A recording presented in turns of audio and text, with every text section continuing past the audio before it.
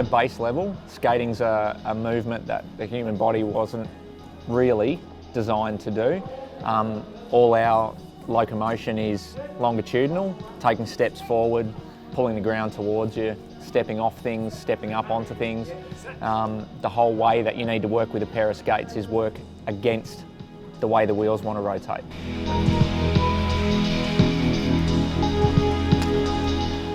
I think the sole reason that anyone skates is because they enjoy it, because they love it. Yeah, same for me. I enjoy it, and I enjoy setting goals and achieving goals, so... Not really doing it for the money, so... What makes up a general speed skate is a carbon fibre shell speed skating boot. These are handcrafted. We also have our wheels on the bottom, but they're supported by a speed skating frame. They also come in either aluminium or carbon fibre. As you can see with this one, I've got it masked with a bit of tape. But our wheels are a polyurethane, but not like a regular scooter wheel. These actually are made up of two urethanes. On the inside, on the plastic hub, we've got a softer material. On the outside, a harder material. This allows the wheel to sort of flex and grip the track a little bit. And bearings, keeping the wheels spinning. The faster you can get a set of bearings to spin, the better. Yeah, when you get your body position in the right place and you're stepping in the right way, it just guides you around the corner and you get this rush as the force holds you down, trying to hold tight in the corner. Yeah, it's pretty awesome. Everyone breaks up the pizza, getting sharp, out leading by Williams, who's wide, looks up the inside and holds on to it. Touch Williams, pizza, Garriga and Rita. 4 laps to go. Pizza runs down the track. That's putting out one, and Williams is holding out there. Like pass it, stuck for William Garriga. They're going to run before the he's holding the line up a few metres. 6 down for Andy Pizza, that could be him checking out that one. Garrick's got himself up onto the Williams wheel. They don't still with a lot of work to do. Underneath three on track. There's Phil. One down. From again. Garrick has managed to go 1 foot around that on the last lap. Unfortunate for both Pizza and Corey Williams. Liam Garrick is going to come around always once and then to take the win. Jack Brown is second. Corey Williams is going to mosey around. Yeah, look, it's par for the course when you're skating fast. Outdoors particularly, you lose skin occasionally. It's like any sort of asphalted sport. Netball, if you come down being a bit too adventurous on the netball court, you'll also lose skin. So it's a similar sort of thing, but you're not usually travelling 60 k's an hour playing netball.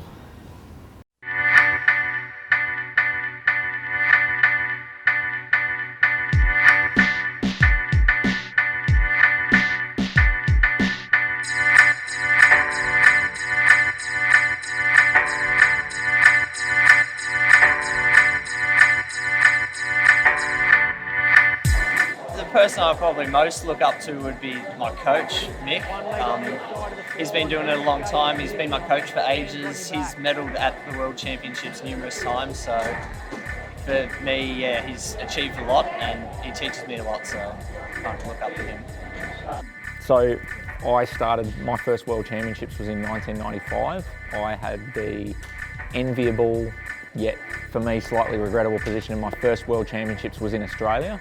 But 1995 I skated for the Australian team for the first time as a 20-year-old and skated at the World Championships until the last one that I did, which was in 2011.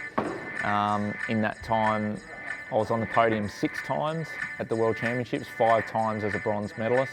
Two of those occasions it was anchoring the relay team, and 1 time silver. So one of my events that I managed to work my way around the podium without getting a gold was the 1,000-metre final on the track. My best skating story would probably be at Nationals this year. I had to take one of my wheels off before one of the events because I had stepped in a banana peel that was near my bag just before the race, and I was in such a rush that I didn't screw it in properly. And during the race, me and my teammate Liam, we attacked, and we were in first and second, and it was a points race, and we were clearly going away with it 1-2. And suddenly I could hear my wheel coming loose, so I leant down mid-race pulled out the axle, and luckily it was my second wheel, so it didn't make a huge difference. So I pulled the axle out, threw the wheel away, and put the axle in my back pocket and kept skating, and I still got second, so it was pretty cool. So as far as manufacturing of speed skates goes, I actually own Stealth Sports. What we specialise in is speed skating boots and custom-made racing suits. So what this does is, again, back to spandex, our suits are very, very tightly fitted just to promote aerodynamics. We don't want to be carrying around any drag, any air that's unnecessary. So yeah, tight fitted Lycra suits is the weapon of choice.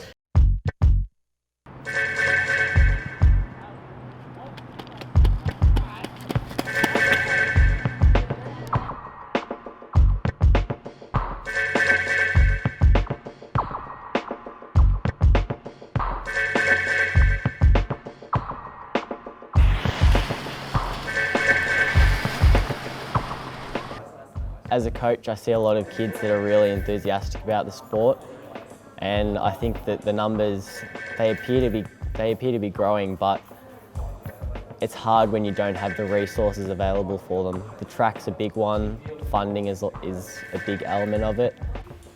Usually when I tell people that I'm an inline speed skater, they'll say, oh, like that guy where everyone fell over and won the gold medal. I guess it's sort of the same principle. If they don't ask me that, they'll ask me, with hand movements included, do you skate down at the Rollerama? And I kind of, yeah, sometimes I do. And if it's not either of those two, it's, do you wear spandex? So yeah, so not usually too many serious questions, just, yeah, but that's what you get. It's fairly well received when skating's really popular. When skating's a little bit less popular, it tends to be the butt of a joke. You know, radio stations, comedians, people love what's the hardest thing about, what's the hardest thing about learning to rollerblade? Well, it's telling your parents you're gay or something along those lines. But I think they perceive the rollerblader that they might see down at St Kilda Beach, skating along, upright, enjoying the sun, looking like Cro-Magnon man with a pair of skates on. That's what they see when they see speed skating, because they just think rollerblades. But when you see what these guys are doing, how hard they're working, I would defy anyone to separate it from any sport that they hold in high regard, from any sport that has a high technical, athletic and commitment component. For me, the future of speed skating, I can only see it going up. Again, I'm probably just being biased, but as such a friendly, welcoming, inviting sport, I can only see more people breaking down the doors to come in and have a skate and get involved in such a great sport.